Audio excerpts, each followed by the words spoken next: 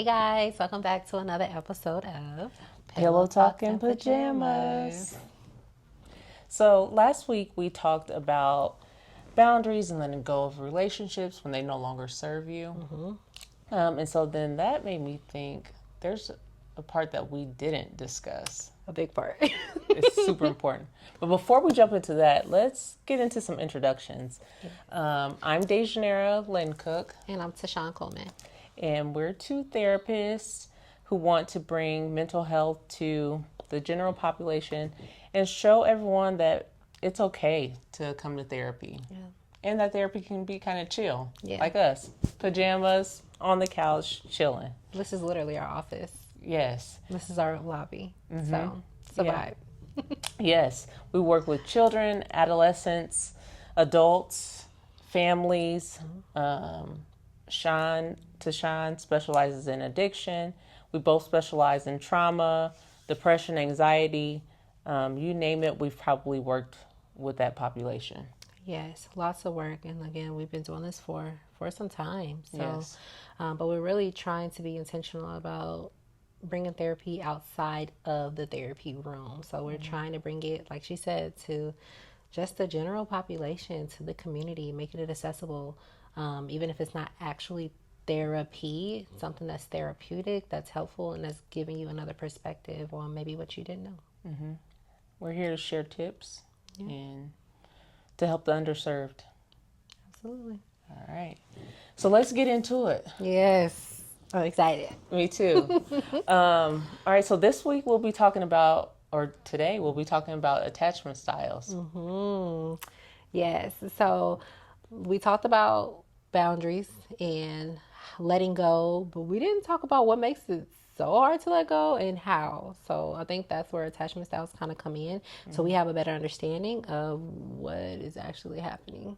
Yeah, and how we show up in relationships. That's what your attachment style is.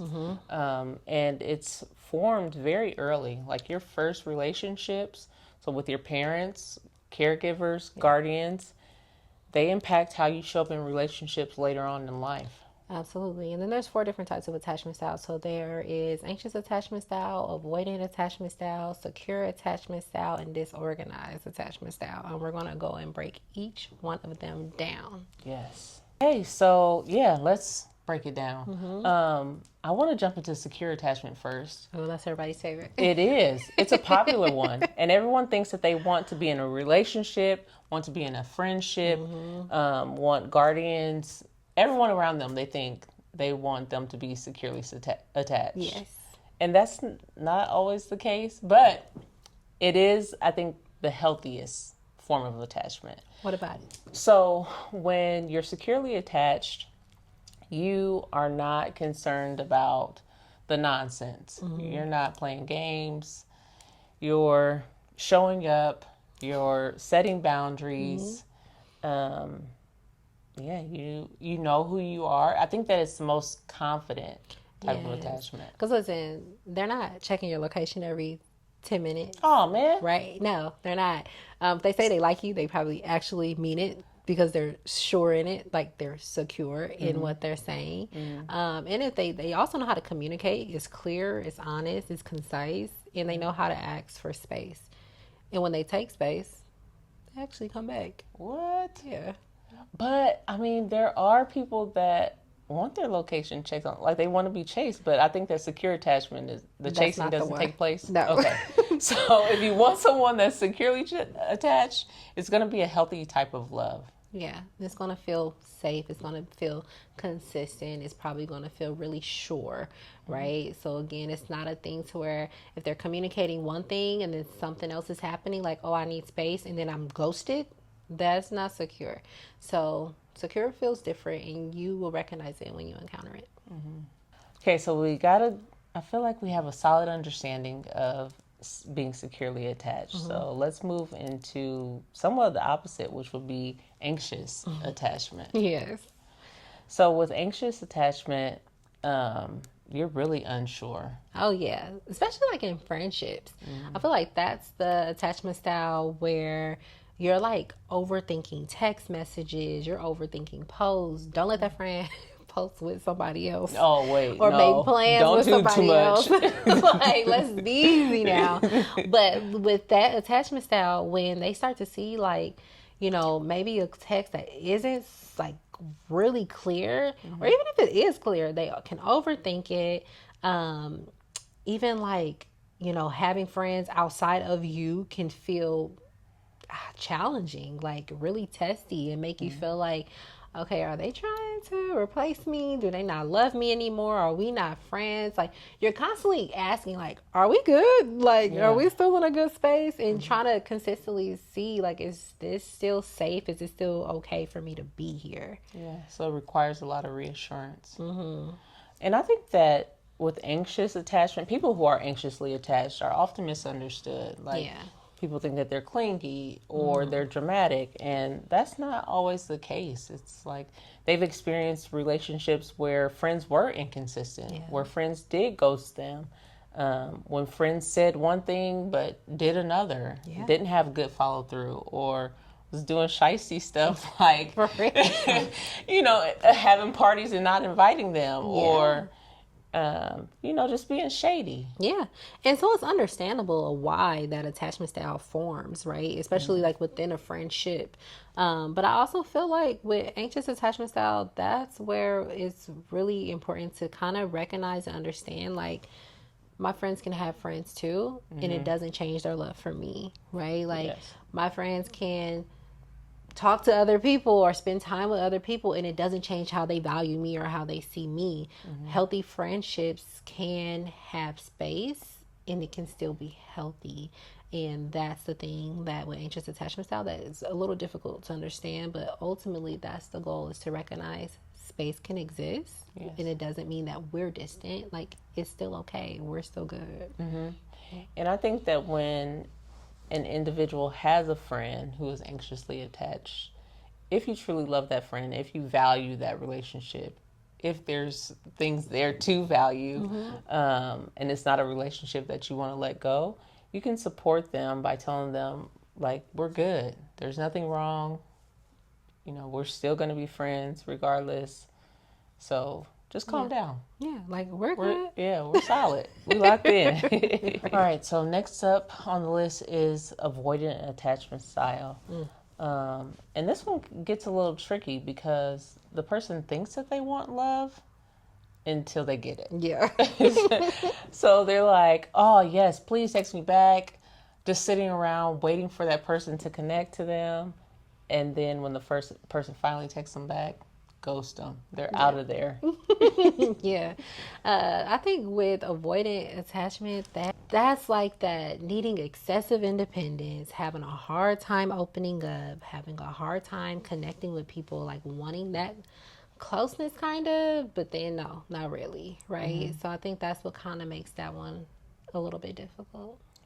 Yeah, and it's like you want a lot of independence, but it's okay to need people. That's how we're designed. Like, we're designed for connection and closeness. Yeah, but I think independence is beautiful, right? Like, it's great to have a sense of independence and can do these things on your own. But hyper independence, I feel like that's more of a trauma response. Ooh, trauma response. So, Tashawn, do you think that someone can be too independent? Absolutely. Because I feel like if no one can love you, no one can comfort you, no one can support you, no one can be there for you, that's not comfortable. Like, that doesn't feel good. That's not necessarily living. That's more so surviving, right? And we want to live. We want to feel that connection.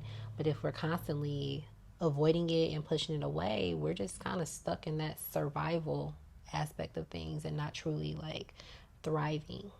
Oh, I agree. Okay, let's get into disorganized attachment. If you thought avoidant was confusing, disorganized is super, like, on a whole different level That's of the confusion. one that's going to take you through there. Yes. A little bit. Because it's all over the place. Like, come here, wait, no, don't. I think you're too close. No, come back. No, step away. Why are you that close? That's that, like, wanting love so bad, but also being terrified of people being close, and then you start to push people away, and then you feel abandoned when they actually leave. Yeah, and it's like, oh wait, I do want you here because now I'm lonely.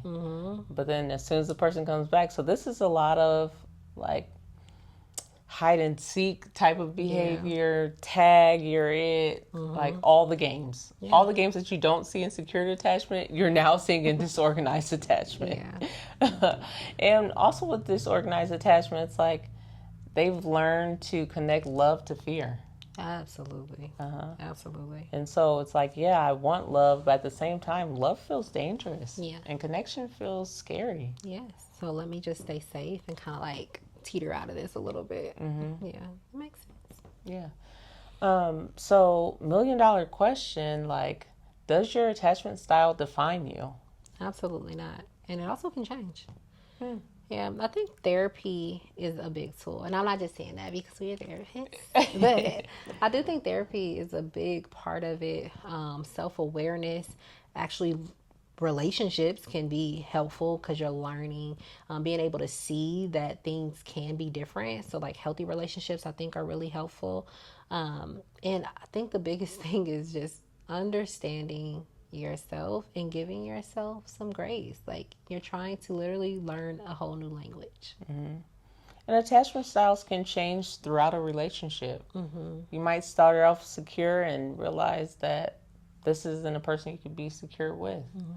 And so then you either cut them off, like those boundaries we were talking about, or you change your style. Yeah, and that happens. That's okay. Agree.